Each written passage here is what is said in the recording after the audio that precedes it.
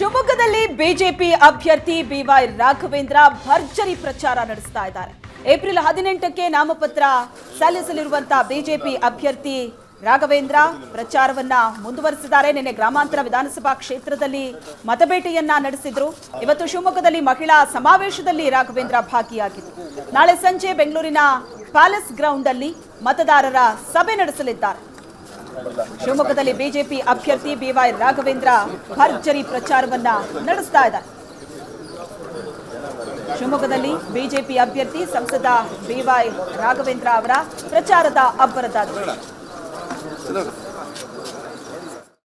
ನಮ್ಮ ಸ್ತ್ರೀಶಕ್ತಿ ಸಂಘಗಳ ಮಹಿಳಾ ಸಂಘಗಳ ಮಹಿಳಾ ಮೋರ್ಚಾಗಳ ಒಂದು ಸಭೆಗಳನ್ನು ಇವತ್ತು ಆಯೋಜನೆ ಮಾಡುವಂಥ ಕೆಲಸಗಳಾಗಿದೆ.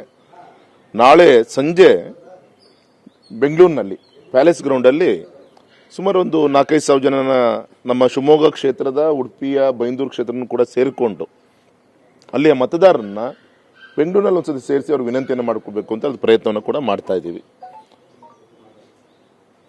18ನೇ ತಾರೀಕಿಗೆ ಅಧಿಕೃತವಾಗಿ ನಾಮಪತ್ರವನ್ನು ಕೂಡ ಸಲ್ಲಿಸ್ತಾ ಇದ್ದೀವಿ. ಸೊ ನಿಜವಾದ ಒಂದು 2ನೇ ಹಂತದ ಚುನಾವಣೆಯ ಆಕಾಡ ನಮ್ಮ ಶಿವಮೊಗ್ಗ ಕ್ಷೇತ್ರದಲ್ಲಿ ಇನ್ನು ಈಗಾಗಲೇ ರೆಡಿ ಆಗ್ತಾ ಇದೆ.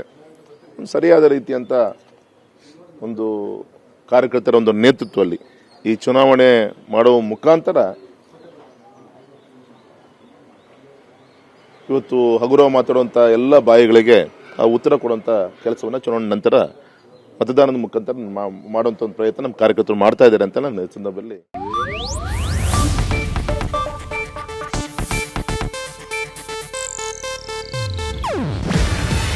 ಇದು ಏಷ್ಯಾನೆಟ್ ನ್ಯೂಸ್ ನೆಟ್ವರ್ಕ್ ಪ್ರಸ್ತುತಿ. ನೀವು ನೋಡ್ತಿದ್ದೀರಾ ಏಷ್ಯಾನೆಟ್ ಸುವರ್ಣ ನ್ಯೂಸ್.